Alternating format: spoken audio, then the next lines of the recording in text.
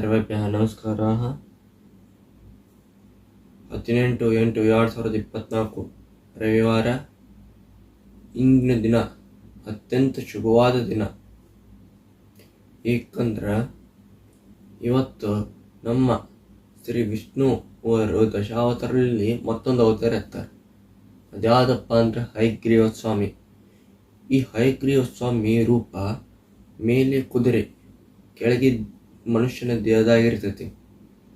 ಇದು ಹಯಗ್ರೀವ ಎಂಬ ಅಸುರನ್ನು ಸಂಹರಿಸಲು ಎತ್ತಿರ್ತಾರಂತ. ಈ ಹಯಗ್ರೀವ ಸ್ವಾಮಿ ಪೂಜೆ ಮಾಡಿದ್ರೆ ಸರಸ್ವತಿ ಪೂಜೆಕ್ಕಿಂತ ಶ್ರೇಷ್ಠ ಅಂತಾರೆ. ನೀವು ಸರಸ್ವತಿ ಮಾತ್ರ ನೀವು ಪೂಜೆ ಮಾಡಬೇಕು, ಅವತ್ತು ಬಿಡೋದಲ್ಲ. ಇವ್ರ ಹಯಗ್ರೀವ ಸ್ವಾಮಿ ಕಡೆ ವೇದಗಳ ಮಹಾಜ್ಞಾನ ಇರ್ತೈತಿ. ಇವತ್ತು ಅವ್ರದ್ದು ಒಂದು ಮಂತ್ರ ಮತ್ತು ಅವ್ರ ಜಪದ ಫಲ ಮತ್ತು ಇವತ್ತು ಚರಿತ್ರೆ ಅಂತ ತಿಳಿಯೋಣ.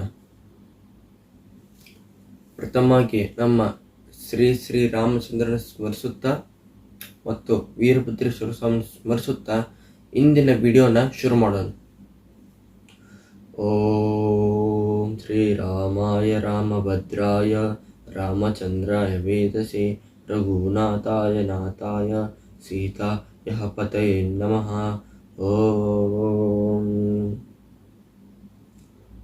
ಓಂ ಶ್ರೀ ವೀರಭದ್ರೇಶ್ವರಾಯ ನಮಃ. ಗುರು ರಾಘವೇಂದ್ರ ಸ್ವಾಮಿ ಮಹಾರಾಜ್ ಕಿ ಜೈ. ಯಾವಾಗ ಈ ಭೂಮಿಯ ಮೇಲೆ ಅಧರ್ಮದ ರಾಜ್ಯವಿರುತ್ತದೋ, ಧರ್ಮಿಗಳ ಮೇಲೆ ಅತ್ಯಾಚಾರ ನಡೆಯುತ್ತದೋ, ಆವಾಗ ನಮ್ಮ ದೇವರು, ಸನಾತನ ಧರ್ಮದಲ್ಲಿರುವ ಎಲ್ಲ ಥರದ ದೇವರು ಒಂದು ರೂಪದಲ್ಲಿ ಬಂದು ನಮ್ಮನ್ನ ರಕ್ಷಿಸ್ತಾರೆ. ಹಾಗೆ ಇಲ್ಲಿ ಕೂಡ ಯಾವಾಗ ನಮ್ಮ ಸನಾತನ ಧರ್ಮದಲ್ಲಿ ಸಂಕಷ್ಟ ಒಡ್ಡಿದರೂ ಆ ಅಸುರರು ಅವ್ರನ್ನ ಸಂಹರಿಸಕ್ಕಂತ ಸ್ವತಃ ಶ್ರೀಹರಿಯೇ ಒಂದು ಕುದುರೆ ಅರ್ಧ ಮಾನವನ ದೇಹದ ರೂಪ ಎತ್ತುವಷ್ಟು ಸಂಕಷ್ಟ ಆಯ್ತಂದ್ರೆ ಅದ್ಯಾಕೆ ಅವ್ರು ಎತ್ತಿರ್ಬೋದು? ಆ ಅವತಾರದ ವಿಶೇಷತೆ ಏನು ಅನ್ನೋದೇವು ತಿಳಿಯೋಣ. ವಂಚರ ಕಶ್ಯಪನ ಮಗನಾದ ಹಯಗ್ರೀವಾಸುರನು ಶ್ರೀಮಾತೆಯನ್ನು ಸ್ಮರಿಸುತ್ತಾ ತಪಸ್ಸಿಕೊಳ್ತಾನ. ಕೂತ್ಕೊಂಡಾಗ ಏನು ಮಾಡ್ತಾನಪ್ಪ ಅಂದ್ರೆ ಅವನು 1 ವರ್ಷ ಇಲ್ಲ, 2 ವರ್ಷ ಇಲ್ಲ, 10 ವರ್ಷಕ್ಕಿಂತ ಹೆಚ್ಚು ತಪಸ್ಸಿಕೊಳ್ತಾನ. ಕುಂತಾಗ ಸ್ವತಃ ಮಾತೆಯೇ ಪ್ರತ್ಯಕ್ಷರಾಗಿ ವರ ಏನು ಕೇಳುವಂತ ಕೇಳ್ತಾರ. ಆಗ ಆ ಹಯಗ್ರೀವಾಸುರ ನನಗೆ ಅಮೃತದ ಕಳಶ ಬೇಕು ಅಂತಾನ. ಆದ್ರೆ ಮಾತೆ ಹೇಳ್ತಾರೆ, ನೋಡಪ್ಪ, ಸ್ವತಃ ದೇವತೆಗಳೇ ಅವರ ಪುಣ್ಯವಾದ ಮೇಲೆ ಅವರು ಕೂಡ ಮೃತ್ಯುಕ್ಕೆ ಶರಣಾಗಬೇಕು. ಮನುಷ್ಯರು, ಸಕಲ ಜೀವಿಗಳು, ಅಸುರರು ಎಲ್ಲರೂ ನಾಶವಾಗಲೇಬೇಕು. ಬಿಟ್ರೆ ಶ್ರೀಹರಿ, ಬ್ರಹ್ಮ, ವಿಷ್ಣು ಇವರು ಬಿಟ್ರೆ, ತ್ರಿದೇವರನ್ನು ಬಿಟ್ಟರು ಅಷ್ಟು ನಾಶ ಆಗೋದೇ ಈ ಜಗತ್ತೊಳಗ. ಇದು ಒಂದು ಪ್ರಕೃತಿ. ಎಲ್ಲ ಥರದ ಜೀವಿಗಳದ್ದು ಪ್ರಕೃತಿ. ಇದನ್ನ ನಾನು ನಿನಗಂತೇಳಿ ಬದಲಾಯಿಸಕ್ಕಾಗಲ್ಲ. ಅದನ್ನ ಬಿಟ್ಟು ನೀವು ಬೇರೆ ಕೇಳೋಂತ ಕೇಳ್ತಾರೆ ದೇವತೆಗಳು. ಆಗ ಹಯಗ್ರೀವಾಸುರ ವಿಚಾರ ಕೇಳಕ್ಕನ, ಈ ಜಗತ್ತೊಳಗ ನನ್ನಷ್ಟು ಕುರುಪ, ನನ್ನಷ್ಟು ಕುದುರೆ ಮುಖವುಳ್ಳ ಮನುಷ್ಯನಾಗಲಿ ದೇವತೆಗಳಾಗಿ ಯಕ್ಷ ಗಂಧರ್ವರಾಗಲಿ ಯಾರೂ ಬರೋದೂ ಇಲ್ಲ. ಅದಕ್ಕೆ ಇದನ್ನೇ ವರ ಕೇಳ್ತೇನೆ ಅಂದ್ರೆ ಮಾತೆಯವರಿಗೆ ಹಯಗ್ರೀವಾಸುರ ಏನು ಕೇಳ್ತಾನಪ್ಪ ಅಂದ್ರೆ, ನಾನು ನಿಮ್ಗೊಂದು ವರ ಕೇಳ್ಬೇಕಂತ ಮಾಡ್ಕೊಂಡಿದ್ದೀನಿ. ಆಗ ಮಾತೆಯವರು, ಕೇಳಪ್ಪ, ನನ್ನ ಹಾಗೆ ಮುಖವಿರುವ, ನನ್ನ ಹಾಗೆ ಬಲ ಇರುವ, ನನ್ನ ಹಾಗೆ ದೇಹವಿರುವ ಮಾತ್ರ ನನ್ನನ್ನು ಕೊಲ್ಲಲು ಸಾಧ್ಯ ಅಂತ ಹೇಳ್ತಾನೆ. ಆಗ ಮಾತೆ ತಥಾಸ್ತು ಅಂತಾರೆ. ಇದಕ್ಕಿಂತ ಮೊದಲಕ್ಕೆ ನಾವು ಇನ್ನೊಂದು ವಿಷಯ ಹೇಳಬೇಕು. ಒಂದ್ಸರ ಮಾತಾ ಲಕ್ಷ್ಮಿ ವಿಷ್ಣುವ್ರ ಶಾಪ ಕೊಡ್ತಾರೆ. ಈ ಕತಿಗೆ ಬರೋನು ಶಾಪ ಕೊಟ್ಟಿದ್ಕ, ವೈಕುಂಠದಲ್ಲಿ ಶ್ರೀ ಹರಿ ಮತ್ತು ಶ್ರೀ ಅವರು ಕುಂತಿರ್ತಾರೆ. ಮಾತೆಯವರೇನೋ ಅವರ ಕಾಲನ್ನು ಅವತ್ತಾ ಇರ್ತಾರೆ. ಆಗ ಶ್ರೀಹರಿ ಅವರ ಮಾತೆಯ ಸೌಂದರ್ಯ ನೋಡಿ ನಗ್ತಿರ್ತಾರ. ಆಗ ಮಾತಾ ಲಕ್ಷ್ಮಿಯವರು ತಪ್ಪು ತಿಳ್ಕೊಳ್ತಾರೆ, ನನ್ನ ಮುಖ ನೋಡಿ ಹಾಕೊಂತಾರ ಅಂತ. ಬಟ್ ಶ್ರೀಹರಿ ಅವ್ರ ಸೌಂದರ್ಯ, ಅವರು ಮಾಡೋ ಕೆಲಸ ನೋಡಿ ಖುಷಿಯಾಗಿ ನಗ್ತಿರ್ತಾರೆ. ಬಟ್ ಮಾತೆಯವ್ರು ತಪ್ಪು ತಿಳ್ಕೊಂಡ್ರೆ ಮಾತ್ರ ಶಾಪ ಕೊಟ್ಬಿಡ್ತಾರೆ. ಒಂದಲ್ಲ ಒಂದು ದಿನ ನಿಮ್ಮ ದೇಹದಿಂದ ನಿಮ್ಮ ಮುಖವೇ ಬೇರೆ ಆಗಿಬಿಡ್ಲಿ ಅಂತ ಶಾಪ ಕೊಟ್ಬಿಡ್ತಾರೆ. ಅದೇ ಈಗಿನ ಪರಿಸ್ಥಿತಿ ಅಂತೇಳಿ ಮಾತೆಗೆ ಗೊತ್ತಿರ್ತೈತೆ. ಬಟ್ ಇದು ಮಾತೆ ಬೇಕಂತ ಕೊಟ್ಟಿದ್ದಿಲ್ಲ, ವಿಷ್ಣು ಆಗಲಿ ಬೇಕಂತ ಮಾಡಿಸಿದ ಒಂದು ಆಟ. ಅದು ದೇವರ ಆಟ. ಬೇಕಂತ ಅವ್ರಿಗೆ ಅವರ ಶಾಪ ಕೊಡಿಸ್ಕೊಂಡ್ರು ಸ್ವತಃ ಮಾತೆ ಅಂತ. ಈಗ ವರ ಸಿಕ್ಕಿದೆ ಯಾರಿಗೆ? ಹಯಗ್ರೀವಾಸುರನಿಗೆ. ಇದೇ ಚಾನ್ಸ್ ತಗೊಂಡು ಅವನು ಮನುಷ್ಯರ ಮೇಲೆ ಅತ್ಯಾಚಾರ ಮಾಡಿ ಶುರು ಮಾಡ್ತಾನೆ. ಅದಾದ ನಂತರ ದೇವತೆಗಳ ಮೇಲೆ ಅಸುರನ ಬಂಧನದಿಂದ ಮುಕ್ತಗೊಳಿಸಿ ನರಕದ ನೂರಾರು ಅಸುರಿ ಶಕ್ತಿಗಳನ್ನು ಹೊರ ತಗೊಂಡ್ಬರ್ತಾನೆ. ಈಗ ಇಲ್ಲಿ ದೇವತೆಗಳನ್ನ ಯಾರು ಪೂಜೆ ಮಾಡ್ತಾರಲ್ಲ ಆ ಗುಡಿಗಳನ್ನ ಮುರಿದು ಬಿಡ್ತಿದ್ದ. ಆದ್ರೆ ಒಂದಿಷ್ಟು ಮಂದಿ ದೇವತೆಗಳನ್ನ ಗುಹೆ ನದಿಗಳಲ್ಲಿ ಹೋಗಿ ತಪಸ್ಸಿ ಕುಂದಿರೋದು ದೇವ್ರನ್ನ ಹೊಲಿಸ್ಕೊಂಡು ಮಾಡಕ್ ಕುಂತಿದ್ರು. ಇದು ಹಯಗ್ರೀವಾಸುರನಿಗೆ ನಂಬಿಕೆ, ನಾನೇ ದೇವರು, ನಾನೇ ಅಮರ ಅಂದ. ಆದ್ರೆ ಮನುಷ್ಯ ಕೇಳಿಲ್ಲ. ದೇವತೆಗಳನ್ನ ಪೂಜೆ ಮಾಡೋದು ನಿರಂತರವಾಗಿತ್ತು. ಅದಕ್ಕಾಗಿ ತನ್ನ ಇಡೀ ಸೈನ್ಯವನ್ನು ಕರ್ಕೊಂಡು ಭೂಮಿಯನ್ನು ಪ್ರದಕ್ಷಿಣೆ ಹಾಕಿ ದೇವತೆಗಳ ಹೆಸರನ್ನೇ ನಾಶ ಮಾಡಿಬಿಟ್ಟ. ಅದಾದ್ಮೇಲೆ ಸಿಂಹಾಸನ ಕುಂದಿರ್ತಾನ. ಈಗ ನಾನೇ ಈ ಜಗತ್ತಿನ ದೇವರ ಏನಂತಪ್ಪ ಮುಖ್ಯಸ್ಥ, ಅಸುರ ಮುಖ್ಯಸ್ಥ ಅಂತಾನೆ. ಆ ಅಸುರ ಮುಖ್ಯಸ್ಥ ಹೌದು ಅಸುರ ರಾಜ ನೀವೇ ದೊಡ್ಡ ದೇವ್ರ ಅಂತಾನೆ. ಓ ನಾನ ದೊಡ್ಡ ದೇವ್ರಲ್ಲ, ಮತ್ತು ಈ ಜಗತ್ತೊಳಗ ಬ್ರಹ್ಮ ವಿಷ್ಣು ಮಹೇಶ್ವರ ಯಾರು ಪೂಜೆ ಮಾಡ್ತಾರೆ ಅಂತ ಕೇಳ್ತಾರೆ. ಆಗ ಇಲ್ಲೊಂದು ಸಮಸ್ಯೆ ಇದೆ ಅಂತಾರೆ. ಆ ಹಯಗ್ರೀವಾಸುರ ಏನು ಹೇಳ ಅಸುರ ರಾಜ ಅಂತಾನೆ. ಆದ್ರೆ ಅವ ಅಸುರದ ಅಧಿಪತಿ ಅಂದ್ರೆ ಅಸುರದ ಮಂತ್ರಿ ಅಷ್ಟು ಜಲ್ದಿ ಹೇಳಂಗಿಲ್ಲ. ಅವ್ನು ಗೊತ್ತು, ನಾ ಏನ್ರ ಪೂಜೆ ಮಾಡೋ ವಿಚಾರ ಹೇಳಿದ್ರೆ ನನ್ನ ರುಂಡ ನನ್ನ ದೇಹದೊಳಗೆ ಇರಂಗ ಗೊತ್ತು. ಅದಕ್ಕಾಗಿ ಹಯಗ್ರೀವಾಸುರ ಅಂತಾರೆ, ನಾನು ಹಿಂಗೆ ಮಾತು ಕೊಡ್ತೀನಿ, ನಾನು ಹಿಂಗೆ ಮಾಡಂಗಿಲ್ಲ ಹೇಳ ಅಂತಾನೆ. ಆಗ ಅವ ಧೈರ್ಯ ಬರ್ತೈತಿ. ಈಗ ಹೇಳ್ತಾನ, ಅಸುರ ರಾಜ, ಈ ಮನುಷ್ಯರು ಎಲ್ಲ ದೇವತೆಗೂ ಗುಡಿಯನ್ನು ನಾಶ ಮಾಡಿದ್ರೂ ಪೂಜೆಯನ್ನು ಬಿಡ್ತಾ ಇಲ್ಲ. ಅವರ ಮನೆಗಳನ್ನ ವಿಧ್ವಂಸ ಮಾಡ್ರು ಪೂಜೆ ಬಿಡ್ತಾ ಇಲ್ಲ. ಏನ್ ಮಾಡಿದ್ರು ಅವ್ರು ಏನು ಮಾಡಕ್ಕಂತಿಲ್ಲ, ಪೂಜೆ ಮಾತ್ರ ಬಿಡ್ತಾ ಇಲ್ಲ. ಅದಕ್ಕಾಗಿ ಇವ್ರಿಗೆ ಏನಾದ್ರು ಒಂದು ವ್ಯವಸ್ಥೆ ಮಾಡಬೇಕು. ಆಗ ಹಯಗ್ರೀವ ಕೇಳ್ತಾನೆ, ನೀನೀಗ ಹೋಗು, ಯಾರ್ಯಾರು ಗುಹೆಗಳ ಒಳಗೆ ನೀರೊಳಗೆ ಏನು ತಪಸ್ಸಿ ಕುಂತಾರಲ್ಲ ಎಲ್ಲಿ ಕಾಣ್ತಾರ ಅವ್ರು ಅಂತ್ಯ ಮಾಡಿಬಿಡು ಅಂತಾರೆ. ಇವ್ರು ಹೊಕ್ಕರು ಅಷ್ಟರು ಅಂತ್ಯ ಮಾಡ್ತಾರೆ, ಮತ್ತೊಳಗೆ ಬರ್ತಾರೆ. ಆದ್ರೆ ಪ್ರಯೋಜನ ಆಗಲ್ಲ. ಅವ್ರ ಹತ್ರ ಹೋದ್ರೆ ನಮ್ಮ ಸೈನಿಕರು ಸುಟ್ಟು ಭಸ್ಮ ಹಾಕೊಂತಾರೆ ಅಂತಾರೆ. ಇದಕ್ಕೇನಾದ್ರು ಒಂದು ಕಾರಣ ಇರ್ತೈತಿ. ಅವ್ರು ತಪಸ್ಸು ಮಾಡೋರು ಹೋಗಿ ಒಂಚೂರು ಗಮನಿಸಿ ಅವ್ರ ಬಾಜುಕ ಅವ್ರ ಮೈ ಮೇಲೆ ಅವ್ರು ಉಚ್ಚಾರ ಮಾಡುವ ಧ್ವನಿಗಳು ಮಂತ್ರಗಳನ್ನು ಕೇಳಿಸ್ಕೊಂಬ ಅಂತಾರೆ. ಆಗ ಅಸುರಾಜನ ಹೊಕ್ಕನ ಕೇಳ್ತಾನ. ಆಗ ಆ ಎಲ್ಲಾ ತರದ ಋಷಿ ಮುನಿಗಳ ಮುಂದೆ, ಸಾಮಾನ್ಯ ಜನಗಳ ಮುಂದೆ 1-4 ಪುಸ್ತಕಗಳಿರ್ತಾವ, ವೇದಗಳು. ಇದನ್ನ ನೋಡ್ತಾನ.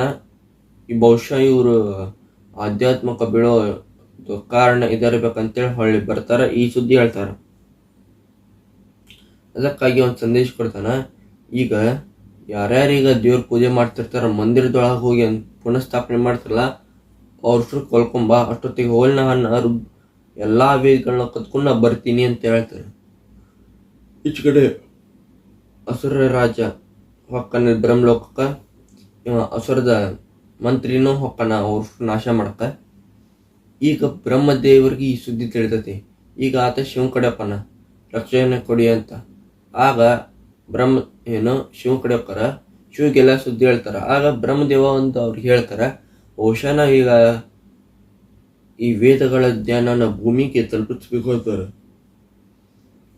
ಅಂಚ ಕಡೆ ಶಿವ ನಾ ವಿಚಾರ ಮಾಡಿ ಹೇಳ್ತೀನಿ ಅಂತಾರ. ಅಷ್ಟೊತ್ತಿಗಾಗಲೇ ಹಯಗ್ರೀವ ಆ ಬ್ರಹ್ಮದೇವ ಕೈಲಾಸಕ್ಕೆ ಹೋದ ಒಂದು ನೆಪದಿಂದ ಕೈಲಾಸಕ್ಕೆ ಹೋಗಿರ್ತಾರ. ಅದ ಒಂದು ಚಾನ್ಸ್ ತಗೊಂಡು ಎಲ್ಲಾ 4 ವೇದಗಳ ಪುಸ್ತಕ ಕತ್ಕೊಂಡು ಅಡ್ಕೊಂಡ್ಬಿಡ್ತಾನ. ಈಗ ಆ ಕದ್ದ ವಿಚಾರ ಬ್ರಹ್ಮದೇವರಿಗೆ ಒಂದು ಸೂಚನೆ ಮಾಡ್ಕೊಂಡು ಗೊತ್ತಾಕತಿ. ಈಗ ಪಟಕ್ ಶಂಕರ ಮಹಾದೇವ ಕಡೆ ಹೋಗಿ ಹೇಳ್ತಾರ ಈ ಸಮಸ್ಯೆ. ಆಗ ಅವ್ರು ಶಂಕರ್ ಏನ್ ಹೇಳ್ತಾರಪ್ಪ ಅಂದ್ರ, ನೀವು ಹೋಗಿ ಈಗ ಶ್ರೀ ವಿಷ್ಣು ಕಡೆ ಹೋಗಿ ನೀವೀಗ ಹೇಳ್ಬೇಕಂತಾರ. ಆಯ್ತು ಅಂತೇಳಿ ವಿಷ್ಣು ಕಡೆ ಹೋಗ್ತಾರ. ಹೇ ವೈಕುಂಠ ನಿವಾಸ ಶ್ರೀಪತಿಯೇ ಶ್ರೀಕಾಂತ, ದಯಮಾಡಿ ನೀವು ನಮ್ಮ ವೇದಗಳ ರಕ್ಷಣೆ ಮಾಡ್ಬೇಕು ಅಂತಾರೆ ಬ್ರಹ್ಮದೇವ. ದೇವತೆಗಳು ಕೇಳ್ಕೊತಾರ, ಒಂದು ವೇಳೆ ಮನುಷ್ಯರಲ್ಲಿ ವೇದಗಳ ಜ್ಞಾನ ಇಲ್ಲದೆ ಹೋದರೆ ನಮ್ಮ ಪೂಜೆಯಾಗಲಿ ನಮ್ಮ ಪುನಸ್ಕಾರಗಳಾಗಲಿ ಬರೋದಿಲ್ಲ. ಅವ್ರ ಪೂಜೆ ಪುನಸ್ಕಾರ ನಮ್ಮ ಶಕ್ತಿ ದೊರೆಯೋದಿಲ್ಲ. ಈಚ ಕಡೆ ಹಯಗ್ರೀವಾಸುರ ತನ್ನ ಅಟ್ಟಹಾಸವನ್ನು ಮೆರಿತಾ ಇದ್ದಾನ ಅಂತ ಹೇಳಕೊಂತಾರ. ಈಚ ಕಡೆ ವಿಷ್ಣು ದೇವರು ಏನ್ ಹೇಳ್ತಾರಪ್ಪ ಅಂದ್ರ, ವೇದಗಳು ನನ್ನ ಜವಾಬ್ದಾರಿ, ಅವನ್ನ ನಾನೇ ರಚಿಸಿದ್ದೇನೆ. ಈಗ ಇಷ್ಟು ನನ್ನ ಜವಾಬ್ದಾರಿ ಅಂದ ಮೇಲೆ ಇದು ರಕ್ಷಣೆಯು ನನ್ನ ಕೆಲಸ ಅಂತೇಳಿ ಕೇಳ ಹೋಗ್ತಾರ. ಈಚ ಕಡೆ ಅವರು ಸೌಮ್ಯವಾಗಿ ಶ್ರೀಹರಿ ಹಯಗ್ರೀವಾಸುರ ಹೇಳ್ತಾರ, ನೋಡಪ್ಪ ಹಯಗ್ರೀವಾಸುರ, ಈ ವೇದಗಳು ನಿಮಗೆ ಸೇರ್ಬೇಕಾದಲ್ಲ, ಮನುಷ್ಯರ ಜೀವನದ ಜ್ಞಾನದು, ಇದು ಅವರದೊಂದು ಜೀವನದ ಭಾಗ. ಅದಕ್ಕಾಗಿ ನನಗೆ ಒಪ್ಪಿಸ್ಬಿಡು. ನೀನು ಒಪ್ಪಿಸಿದ್ರ ಕ್ಷಮೆ ಕೇಳೋ ಅವಶ್ಯಕತೆ ಇಲ್ಲ, ನಾನು ಕ್ಷಮಿಸ್ಬಿಡ್ತೀನಿ. ನಿಂದೇನೋ ತಪ್ಪಾಗಿರ್ಬೇಕು, ಏನೋ ಈ ತಪ್ಪು ತಿಳ್ಕೊಂಡಿರ್ತೀನಿ ಅಂತಾರೆ. ಬಟ್ ಹಯಗ್ರೀವ ನಾನು ಮಾತೇನೆ ಒಲಿಸ್ಕೊಂಡವ, ನಾನು ಅಮರ, ನಾನು ಮಹಾಶಕ್ತಿಶಾಲಿ, ನಾನೇ ಇಲ್ಲಿ ಸರ್ವದೇವರು, ನಾನೇ ಮಹಾಜ್ಞಾನಿ, ನನ್ನ ಕಡೆ ಇರೋ ಶಸ್ತ್ರಾಸ್ತ್ರ ಯಾರ ಕಡೆ ಇಲ್ಲ, ನಾನೇ ಸರ್ವೋತ್ತರ, ನಾನೇ ದೇವರು ಅಂತೇಳಿ ವಾದ ಮಾಡ್ತಾನೆ. ಯಾಕಂದ್ರೆ ಅವನಲ್ಲಿ ನಾನು ಎಂಬ ಅಹಂಕಾರ ಇರ್ತೈತಿ. ಅದಕ್ಕಾಗಿ ಅವನ ಸಂಹಾರ ಈಗ ನಿಶ್ಚಿತ ಆತಂತೇಳಿ ನಿಶ್ಚಯನ ಗ್ಯಾರಂಟಿ ಆತ ಈಗ ವಿಷ್ಣುಗ. ಆಗ ಅವ್ರು ಹೇಳ್ತಾರೆ, ನೀ ಈಗ ಸೌಮ್ಯವಾಗಿ ಒಪ್ಕೊಳ್ತಾ ಇಲ್ಲ, ಈಗ ನಿನ್ನಂತೆ ನನ್ನ ಕೈಲಿ ಆಗ್ಬೇಕಂದ್ರೆ ನಾನೇನು ಮಾಡೋಕ್ಕಾಗಲ್ಲ ಅಂತ ಹೇಳ್ತಾರೆ. ಇದರೊಂದರಿಗೆ ಶ್ರೀಹರಿ ಸುದರ್ಶನ್ ಚಕ್ರ ಬಿಡ್ತಾರೆ, ಅವ್ನ ರುಂಡ ಕತ್ತರಿಸ್ಬಿಡ್ತೈತಿ. ಇದರೊಂದಿಗೆ ಹಯಗ್ರೀವಾಸುರ ಅಂತ ಯಾಕನ ಅಂತ ವಿಷ್ಣು ದೇವ್ರು ಅನ್ಕೊಳ್ತಾರೆ. ಬಟ್ ಹೊಳ್ಳೆ ಅದು ರುಂಡ ಮತ್ತು ದೇಹ ಕೂಡ್ಬಿಡ್ತೈತಿ, ಮತ್ತೊಳ್ಳೆ ಜೀವನ ತಕ್ಕನ. ಅವನಿಗೊಂದು ವರ ಇರ್ತೈತಿ, ಅವನ ಸಮಾಂತರವಾಗಿರೋ ಒಂದು ರೂಪ ಮಾತ್ರ ಅವನು ಸಮರ್ಸಕ್ಕೆ ಸಾಧ್ಯ. ಹೀಗೆ ವರ್ಷ ಎಲ್ಲಾಕತಿ. ಆಗ ಹಯಗ್ರೀವಾಸುರ ಅಂತಾನ, ಶ್ರೀಕಾಂತ, ನಿನಗೀಗ ಸುಸ್ತಾಯ್ತು ಯುದ್ಧಾಡ್ ನನ್ನ ಜೊತೆ, ಅದಕ್ಕೆ ನೀನು ಸ್ವಲ್ಪ ಕುಂದ್ರು ನಾನು ಸ್ವಲ್ಪ ಕುಂದ್ರು ಅಂತ ಹೇಳ್ತಾರೆ. ಇಬ್ಬರು ತೀಗ್ತಿರ್ತಾರೆ. ವಿಷ್ಣು ದೇವ್ರ ಕಡೆ ಬಾಣಸತೆ ತೊಕ್ಕಾಗ್ತಿಲ್ಲ, ಅಷ್ಟು ವರ್ಷ ಯುದ್ಧ ಮಾಡ್ತಿರ್ತಾರೆ. ಈಚ ಕಡೆ ಬ್ರಹ್ಮ ದೇವ್ರಿಗೆ ಒಂದು ಚಿಂತೆ, ಈಚ ಕಡೆ ಅದನ್ನ ಸಮರ್ಸಕ್ಕೆ ಟೈಮ್ ತಗೊಂಡ್ರು ಭೂಮಿ ನಾಶ ಆಗುತ್ತೆ, ಸಮರ್ಸಿ ಬರುವಷ್ಟೊತ್ತಿಗೂ ಟೈಮ್ ನಾಶ ಆಗುತ್ತೆ. ಯಾಕಂದ್ರೆ ಇವರು ಭೂಮಿಯ ಒಂದು ಚಕ್ರವನ್ನು ನಡೆಸೋರೆ ಅವರು, ಜಗತ್ಪಾಲ ಅವರು. ಈ ಜಗತ್ತನ್ನ ನಡೆಸೋಕೆ ನಮ್ಗೆ ಶಕ್ತಿ ಕೊಡೋ ಕಾರಣರೇ ಅವರು. ಇವತ್ತು ನಾನು ನಿಮಗೊಂದು ಈ ಹಯಗ್ರೀವ ಸ್ವಾಮಿ ಕಥನವನ್ನು ಹೇಳ್ತಾ ಇದ್ದೇನೆಂದ್ರು ಅವ್ರ ಕೃಪೆ. ಅದಕ್ಕಾಗಿ ಅವರಿಗೆ ಆನಂದ ಕೊಟ್ಟು ನಾನು ಹೇಳ್ತೀನಿ ಶ್ರೀಹರಿ ಅವರಿಗೆ. ಈಚ ಕಡೆ ಹಯಗ್ರೀವಾಸುರನ್ನ ಕೊಲ್ಲೋಕೆ ಟೈಮ್ ತಗೊಂಡ್ರೆ ಈಚ ಕಡೆ ಭೂಮಿಗೆ ಅಪಾಯ, ಈಚ ಕಡೆ ಸಮಸ್ಯೆ ಇದ್ದರೂ ಅಪಾಯ. ಟೈಮ್ ತಗೊಂಡ್ರೆ ಇಲ್ಲಿ ಭೂಮಿಯ ಸಮತೋಲನ ಕಳಿತೈತಿ, ಅಧರ್ಮಿಗಳು ಹೆಚ್ಚಾಗ್ತಾರೆ. ಒಂದು ಸಮಸ್ಯೆ ಇದ್ದಾಗ ಭೂಮಿಯನ್ನೇ ಮಾತ್ರ ಜವಾಬ್ದಾರಿ ತಗೊಂಡ್ರೆ ಈಚ ಕಡೆ ಹಯಗ್ರೀವ ಅವ್ರು ಇನ್ನೂ ಶಕ್ತಿಶಾಲಿ ಯಾಕನ ಮತ್ತು ಭೂಮಿಗೆ ಕೂತು. ಹಿಂಗಾಗಿ ಬ್ರಹ್ಮದೇವ ಒಂದು ಕೀಟ ಸೃಷ್ಟಿ ಮಾಡಿ ಅವರ ಬಾಣದಲ್ಲಿರುವ ಒಂದು ದಾರ ಕಟ್ ಮಾಡ್ತಾರೆ. ಅದು 360 ಡಿಗ್ರಿ ಪಟಕ್ನ ತಿರುಗಿಬಿಡ್ತೈತಿ. ಅವಾಗ ಅವರ ಕುತ್ತನ್ನು ಕೊಯ್ದು ಬಿಡ್ತೈತಿ ಶ್ರೀಹರಿ.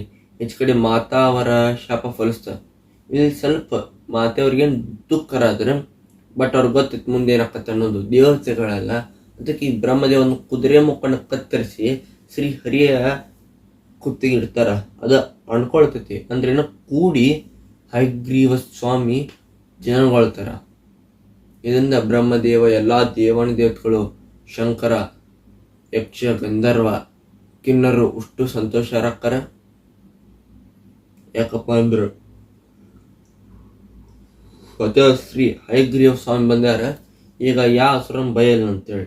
ಈಗ ನೀವು ಯಾರೋ ಖುಷಿ ಇಡ್ತಿರ್ತೀರಿ ನಿಮ್ಮ ಶಾಲ್ಯಾಗ, ಆಗ ನಿಮ್ಮ ತಂದೆ ತಾಯಿ ಬಂದು ನಿಮ್ಗೆ ಖುಷಿ ಆಕತ್ತಿಲ್ಲೋ, ಹಂಗ ಇಲ್ಲೋ ಎಲ್ಲ ದೇವತೆಗಳ ಪಿತ ತ್ರಿದೇವರು, ಬ್ರಹ್ಮ ವಿಷ್ಣು ಮಹೇಶ್ವರ, ಮತ್ತು ಎಲ್ಲ ಸಕಲ ಜೀವಿಗಳ ತಂದೆ ತಾಯಿ ಬ್ರಹ್ಮ ವಿಷ್ಣು ಮಹೇಶ್ವರ, ಸರಸ್ವತಿ, ಲಕ್ಷ್ಮಿ, ಪಾರ್ವತಿ.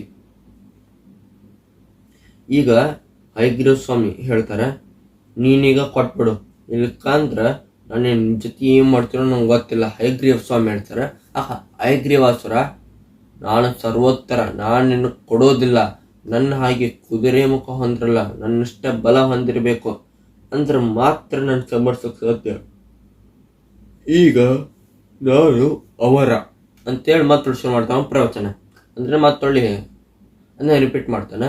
ಹೆಚ್ಚು ಕಡೆ ಹಯಗ್ರೀವ ಸ್ವಾಮಿ ಕೇಳೋಕ್ಕೂ ಬೇಸರ, ಹೆಚ್ಚು ಕಡೆ ದೇವತೆಗಳು ಕೇಳಿಸ್ಕೊಳಕ್ಕೂ ಬೇಸರ. ನೀವು ಕೇಳಿಸ್ಕೊಂಡು ನಿಮಗೂ ಬೇಸರ ಆಕತಿ, ನಮಗೂ ಹೇಳಕ್ಕೆ ಬೇಸರ ಆಕತಿ. ಅವ ಹಯಗ್ರೀವಾಸುರ ಬರೀ ಹೇಳ್ತಾನೆ. ಇವರಿಬ್ಬರ ನಡುವೆ ಯುದ್ಧ ಆಕತಿ. ಕಡೆಗೆ ಹಯಗ್ರೀವ ಸ್ವಾಮಿ ಅವ್ರು ಆಟ ಆಡ್ತಾರ ಅವನ ಜೊತೆ. ಆಟ ಆಡಿ ಅವ್ರು ಖುಷಿ ಆದ್ಮೇಲೆ ತಮ್ಮ ಕೈಯಲ್ಲಿ ಸುದರ್ಶನ ಚಕ್ರವನ್ನು ಬಿಟ್ಬಿಡ್ತಾರೆ ಆರಾಮ್ಸೆ.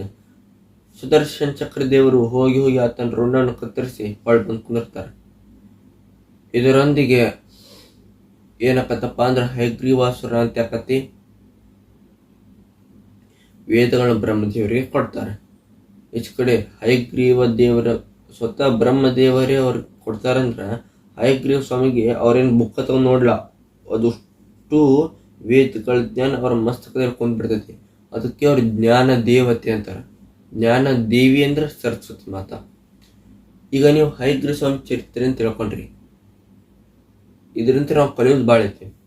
ಒಂದನೇದ್ದು, ಎಷ್ಟೇ ಕಷ್ಟ ಬರಲಿ ಜ್ಞಾನಕ್ಕಾಗಿ ನಾವು ಸುಮ್ ಕುಂದ್ರಂಗಿಲ್ಲ, ಹೋರಾಟಬೇಕು.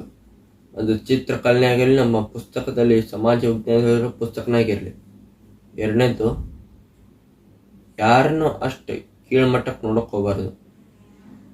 ಮೂರನೇ ಪಾಯಿಂಟ್ ಭಾಳ ಇಂಪಾರ್ಟೆಂಟ್ ಅಪ್ಪ ಅಂದ್ರೆ ನಾವು ರೂಪದಲ್ಲಿ ಹೇಗೆ ಇರಲಿ ನೋಡ್ಬೋದು. ಈಗ ಹಯಗ್ರೀವ ಸ್ವಾಮಿ ಕುದುರೆ ಮುಖ, ಅವ್ರ ಕೈಲಿ 4 ಕೈ, ಸ್ವಲ್ಪ ವಿಚಿತ್ರ ಅಂತ ಹೇಳ್ತಾ ಇಲ್ಲ. ನೋಡೋರಿಗೆ ಈಗ ಫಸ್ಟ್ ಟೈಮ್ ಕೇಳಕ್ಕಂತಿರಲ್ಲ, ನೋಡಿದ ತಕ್ಷಣ ನಿಮ್ಗೆ ವಿಚಿತ್ರ ಅನ್ಸುತ್ತೆ, ನಮಗೇನೋ ಭಾಳ ಸುಂದರ. ನಾವು ಹೇಗೇ ಇರಲಿ ಜ್ಞಾನ ನಮ್ಮನ್ನ ಒಂದೇ ರೂಪದಲ್ಲಿ ನೋಡುತ್ತೆ, ಆತ್ಮ ರೂಪದಲ್ಲಿ. ನಾವು ಜ್ಞಾನವನ್ನು ಪಡೆದು ನಮ್ಮ ಹಕ್ಕು, ಯಾವುದ್ರ ಜ್ಞಾನ ಆಗಲಿ ಮತ್ತು ನಾವು ಜ್ಞಾನವನ್ನು ಕೊಡೋದು ಒಂದು ನಮ್ಮ ಕರ್ತವ್ಯ ಆಗಿರ್ತೈತಿ ಜಗತ್ತಿಗೆ. ವೇದಗಳ ಜ್ಞಾನವನ್ನು ತಿಳ್ಕೋಬೇಕು. ಈ ಹಯಗ್ರೀವ ಸ್ವಾಮಿ ನಮಗಾಗಿ ಇಷ್ಟು ಹೋರಾಡಿ, ಮಾನವರಿಗಾಗಿ ಹೋರಾಡಿ ವೇದಗಳನ್ನ ಆ ಹಯಗ್ರೀವಾಸುರು ನಮಗೆ ಕೊಟ್ಟಿರ್ತಾರೆ ಮಾನವರಿಗೆ. ನಾವು ತನ್ನ ಓದ್ಲಂಗ್ರ ಅದೇನು ಉಪಯೋಗ? ಅದಕ್ಕೆ ಯಾವುದೇ ಜ್ಞಾನ ಆಗಿರಲಿ ನಮ್ಗೆ ಶಾಲೆಯಲ್ಲಿ ಕಲಿಸೋ 8 ವಿಷಯಗಳ ಜ್ಞಾನವನ್ನು ಪಡ್ಕೊಳ್ಳೇಬೇಕು. ಹೆಚ್ಚು ಕಡೆ ಸನಾತನ ಧರ್ಮದಲ್ಲಿ ಇರುವ ಉಪನಿಷತ್ತು, ವೇದ, ಬ್ರಹ್ಮಜ್ಞಾನವಾಗಿರಲಿ, ರಾಮಚಂದ್ರ ಮಾನಸ, ವೀರಭದ್ರೇಶ್ವರ ಸ್ವಾಮಿ ಹೇಳೋ ಒಡಪೆ ಆಗಿರಲಿ, ಅಷ್ಟು ಕಳ್ಕೊಬೇಕಪ್ಪ. ಭಗವದ್ಗೀತೆ ಶ್ಲೋಕಗಳನ್ನ ತಡೆದು ಎಲ್ಲ ಥರ ಶ್ಲೋಕ ನಾವು ಕಳ್ಕೊಬೇಕು. ಈಗ ಹಯಗ್ರೀವ ಸ್ವಾಮಿಯ ಮಂತ್ರ ಇಲ್ಲಿದೆ. ನಾನು ಈಗ ಒಂದು ಚೂರು ಮೇಲೆ ಕೇಳ್ತೀನಿ, ನೀವು ಕೇಳಿಸ್ಕೊರಿ. ಮತ್ತೊಮ್ಮೆ ಹೇಳ್ತೀನಿ, ಪೂರ್ತಿ ನಿಧಾನಕ್ಕಾಗಿ ನೀವು ಬರ್ಕೊರಿ. ಜ್ಞಾನಾನಂದಂ ವಯಂ ದೇವಂ ನಿರ್ಮಲ ಸ್ಫಟಿಕಾಕೃತಿಂ ಆಧಾರ ಸರ್ವ ವಿದ್ಯಾನಾಂ ಹಯಗ್ರೀವ ಉಪಾಸ್ಮಹೇ. ಈ ಮಂತ್ರದಲ್ಲಿ ಹಯಗ್ರೀವ ಸ್ವಾಮಿ ನನಗೆ ದಯಮಾಡಿ ಜ್ಞಾನವನ್ನು ಕೊಡಿ, ಜ್ಞಾನ ಶಕ್ತಿಯನ್ನು ಕೊಡಿ ಅಂತ ಹೇಳ್ತಾರೆ. ಇದನ್ನು ಇವತ್ತು 18ನೇ ತಾರೀಕು. ನೀವು ರಾತ್ರಿ ಕಡೆ ನೋಡ್ತಾ ಇದ್ರೆ ಓಕೆ ನಡೀತೈತಿ. ಒಂದೇಳು ನೀವು ಸ್ವಲ್ಪ ಮಧ್ಯಾಹ್ನ ನೋಡ್ತಾ ಇದ್ರೆ ಸ್ವಲ್ಪ 8 ಗಂಟೆ ಅಂಡರ್ ನೀವು ಪೂಜೆ ಕೂತಾಗ 108 ಸರಿ ಹೊತ್ತಾಣ್ರಿ. ಇವತ್ತು ಹಯಗ್ರೀವ ಸ್ವಾಮಿ ಜಯಂತಿ. ಇವತ್ತು ಅವ್ರು ನಾವು ಹೊಲಿಸ್ಕೊಳ್ಳೋದು ಭಾಳ ಸರಳ ನಮ್ಮ ಪಾಲಿಗೆ. ಈ ಮಂತ್ರ ನಾವು ಪ್ರತಿದಿನ 108 ಸರಿ ಜಪ ಮಾಡ್ತಾ ಇದ್ರೆ ಅವರ ಅಣುಕರು ನಮ್ಮ ಮೈ ಮೇಲೆ ಅಂದ್ರೆ ನಮ್ಮ ಮೇಲೆ ಬಿದ್ದು ನಮ್ಮ ಕಡೆ ಜ್ಞಾನ ಶಕ್ತಿ ಮತ್ತು ವಿದ್ಯೆಗಳು ಬರ್ತಾವೆ. ಅವ್ರು ಎಂಥ ಮಾತು ಮಾಡಿದ್ರು ವೇದಗಳನ್ನ ತಗೊಂಡು ನೋಡೇ ಇಲ್ಲ, ಹಂಗ ವೇದ ಜ್ಞಾನ ಬರ್ತಾವೆ. ನಮಗೂ ಹಂಗೆ ಬರ್ಬೋದೇನೋ, ಪ್ರಯತ್ನ ಮಾಡ್ಬೇಕ. ಹಂಗಂತೇಳಿ ಅವರು ಬರೀ ಇದನ್ನ ಮಂತ್ರ ಜಪ ಮಾಡಿ ಅವ್ರು ಆಶೀರ್ವಾದ ಮಾಡ್ತಾರೆ ಬಿಡು ಅಂತೇಳಿ ಬಿಟ್ರೆ ನಡೆಯೋದಿಲ್ಲ. ನಾವು ಶ್ರಮ ಇರಬೇಕು. ಒಂದ್ ವೇಳೆ ಶ್ರಮ ಪಟ್ಟರು ಆಗ್ತಾ ಇಲ್ಲ ಅಂದ್ರ ಈ ಮಂತ್ರವನ್ನ ನೀವು ಹೇಳ್ಬೇಕು. ಮತ್ತೆ 108 ಸರ ಈ ಸರ ಬರ್ಕೋರಿ. ಜ್ಞಾನಾನಂದಂ ವಯಂ ದೇವಂ ನಿರ್ಮಲ ಸ್ಫಟಿಕ ಕೃತಿ ಆಧಾರ ಸರ್ವ ವಿದ್ಯಾನಾಂ ಹಯಗ್ರೀವ ಉಪಾಸ್ಮಹೇ. ಇದನ್ನ ನಿಮ್ಗೆ ಈಗೂ ಬರ್ಕೊಳಕ್ಕಾಗಲ್ಲ ಅಂದ್ರ ಹಯಗ್ರೀವ ಮಂತ್ರ ಅಂತೇಳಿ ನೀವು ಯೂಟ್ಯೂಬ್ ಒಳಗೆ ಹೊಡೋದು ಹಾಕಿ ನೋಡ್ರಿ, ಬರ್ತೈತಿ. ನೀವು ಇದರ ಸ್ತೋತ್ರನು ಕಲಿಬೋದು ಮತ್ತು ಯಂತ್ರದ ರಚನೆಯನ್ನು ನೀವು ಕಲಿಬೋದು. ಇದ್ರೊಳಗೆ ಇದು ವಿಡಿಯೋ ಭಾಳ ತನಕತ್ತೆ ಅಂತೇಳಿ ನಾನು ಮಂತ್ರ ಹೇಳ್ತಾ ಇದ್ದೀನಿ. ಇದನ್ನು ನಾವು ಪ್ರತಿದಿನ ಅಂದ್ರೆ ನಮ್ಮ ಜ್ಞಾನ ಶಕ್ತಿ ಹೇಳ್ತದೆ ಅಂತ ಹೇಳಿ. ಮುಂದಿನ ಸರ ಇದಕ್ಕಿಂತ ಇನ್ನೊಂದು ವಿಶೇಷ ದೇವರ ಬಗ್ಗೆ ತಿಳಿಯೋಣ. ನೀವು ಇಲ್ಲಿವರೆಗೂ ನಮ್ಮ ಜೊತೆ ಇದ್ದಕ್ಕೆ ಧನ್ಯವಾದಗಳು. ಜೈ ಶ್ರೀರಾಮ್, ಹರ ಹರ ಮಹಾದೇವ್. ಜೈ ಶ್ರೀ ವೀರಭದ್ರೇಶ್ವರ ಸ್ವಾಮಿ, ಜಯ ಶ್ರೀ ಹರಿಹರ, ಜಯ ಜಯ ಶ್ರೀ ವೀರಭದ್ರೇಶ್ವರ ಸ್ವಾಮಿ.